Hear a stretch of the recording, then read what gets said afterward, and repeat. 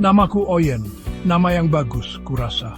Kedengarannya seperti sinar matahari. Manusia peliharaanku, kita panggil saja Mbak Ana, dia yang memberiku nama itu. Dia menemukan aku di dekat warung makan. Waktu itu aku kecil sekali. Dia mengangkatku, tangannya hangat. Aku tidak takut padanya. Dia berbau seperti kebaikan, dan mungkin sedikit seperti ayam goreng. Itu bonus sungguh. Bonus yang sangat bagus untuk anak kucing yang lapar. Rumah Mbak Ana adalah kerajaanku. Bukan kerajaan yang besar, tapi itu milikku. Aku punya tempat tidur yang empuk. Sebenarnya itu sweater lamanya, baunya seperti dia. Aman, aku punya makanan. Selalu, kibel, rasa ikan. Terkadang ikan asli. Oh, senangnya dapat ikan asli. Sepotong kecil saja bisa membuatku bahagia seharian. Aku akan mendengkur sangat keras. Mungkin cukup keras untuk membangunkan tetangga. Mbak Ana akan tertawa. Tawanya seperti musik. Lagu yang bahagia.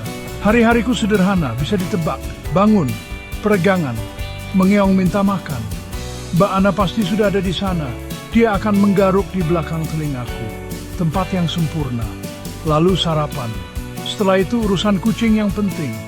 Tidur siang di bawah sinar matahari, mengejar debu, mengawasi cicak di dinding. Mereka cepat, terlalu cepat. Tapi itu olahraga yang bagus, itu membuatku tetap tajam. Siap untuk tidur siang lagi. Urusan yang paling penting. Hidup itu indah, sangat indah. Aku punya Mbak Ana, dia punya aku. Kami saling mengerti. Jika dia sedih, aku akan menggosok-gosokkan badanku ke kakinya. Mendengkur lebih keras. Terkadang dia menangis di buluku. Aku tidak keberatan. Buluku tahan air mata. Buluku kuat, dibuat untuk kenyamanan. Kenyamanannya kenyamananku. Kami adalah tim kecil yang bahagia. Tidak ada yang bisa salah, atau begitulah yang kupikir. Lalu dia datang. Aku tidak tahu namanya. Aku tidak ingin tahu. Dia tinggi, dia berbau aneh. Tidak seperti ayam goreng, tidak seperti kebaikan. Mbak Ana tampak bahagia pada awalnya. Dia lebih banyak tersenyum. Tapi senyumnya berbeda. Sedikit gugup, sedikit terlalu cerah. Aku mengawasinya dari bawah sofa. Tempat amanku. Dia tidak suka kucing. Aku tahu itu. Kucing selalu tahu. Dia tidak pernah mencoba untuk mengelusku. Bagus, tangannya tampak dingin. Segalanya mulai berubah perlahan. Begitu pelan, aku hampir tidak menyadarinya. Hampir. Musiknya berhenti. Lagu bahagia Mbak Ana digantikan oleh suara-suara keras. Suaranya marah, tajam. Suara Mbak Ana menjadi kecil. Sebuah bisikan. Terkadang aku mendengar tangisan. Bukan tangisan sedih dan pelan di buluku.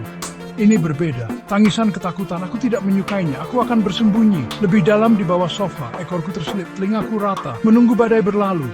Suatu hari teriakan itu sangat keras. Lebih keras dari sebelumnya. Aku mendengar suara benda pecah. Sesuatu pecah. Kaca mungkin. Mbak Ana berteriak. Suara yang tajam, sakit. Aku ingin berlari padanya untuk membantu. Tapi aku takut. Sangat takut. Dia adalah monster. Monster bayangan.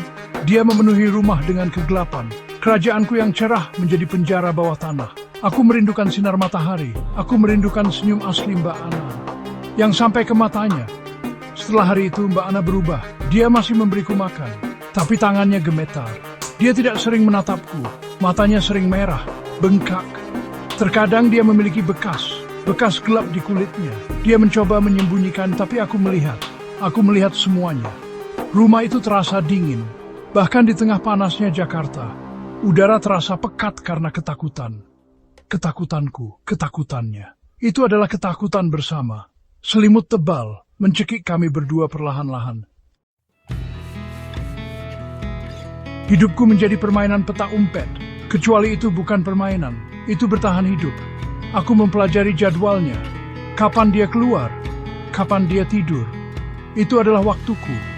Untuk cepat makan, untuk cepat minum, untuk menemukan Mbak Ana sejenak. Sentuhan diam-diam, pandangan khawatir yang terbagi. Dia akan berbisik, hati-hati. Oh ya, aku tahu. Aku selalu berhati-hati sekarang. Hari-hari bermain-mainku telah berakhir, digantikan oleh kewaspadaan yang konstan. Setiap bayangan adalah ancaman. Terkadang dia juga kejam padaku. Tidak hanya pada Mbak Ana. Tendangan jika aku terlalu lambat bersembunyi. Mangkuk makananku dilempar. Air tumpah, Aku belajar untuk menjadi tidak terlihat, kucing hantu, hidup di sela-sela, di bawah tempat tidur, di balik tirai, di sudut lemari yang paling gelap. Kelaparan menjadi rasa sakit yang familiar. Terkadang Mbak Ana akan menyelinapkan makanan untukku. Matanya penuh permintaan maaf. Aku mengerti, dia berusaha. Kami berdua berusaha untuk bertahan hidup di bawah kekuasaannya yang penuh teror.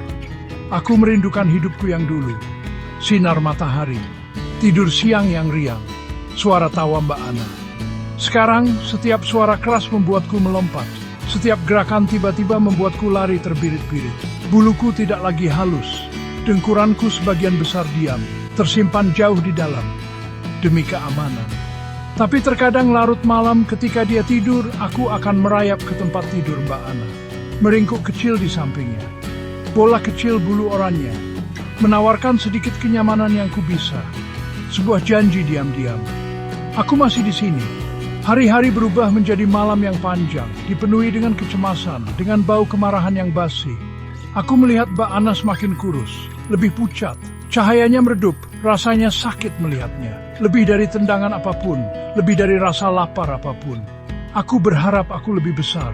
Seekor harimau mungkin. Aku akan melindunginya. Aku akan mengaum dengan keras mengusir monster bayangan itu. Tanya Oyen, seekor kucing oranye kecil. Yang bisa kulakukan hanyalah nonton dan menunggu dan mencoba untuk tetap hidup. Untuknya, untuk diriku sendiri. Suatu sore dia pergi lebih lama dari biasanya.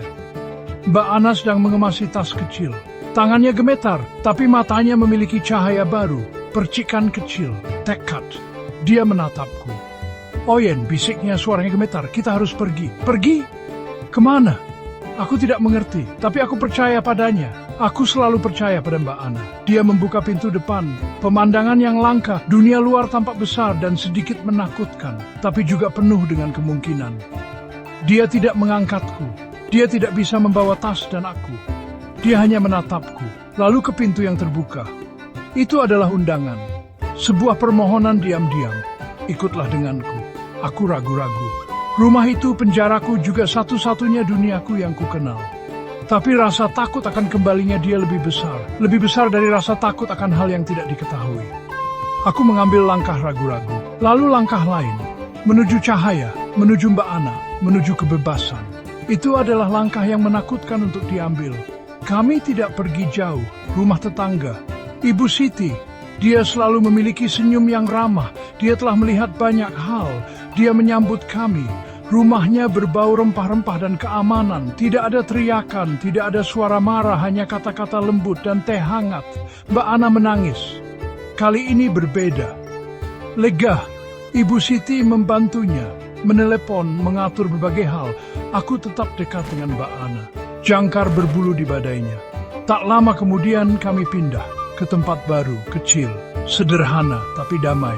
Begitu damai, ada sinar matahari baru, jendela baru untuk dilihat. Mbak Ana mulai tersenyum lagi, senyum asli yang sampai ke matanya. Dia terkadang bernyanyi, pelan, lagu-lagu bahagianya. Aku mendapat tempat tidur baru, sweater merah baru, baunya seperti harapan dan seperti Mbak Ana. Dengkuranku kembali, lebih keras dari sebelumnya. Kami aman, kami bersama. Bayangan telah hilang. Tidak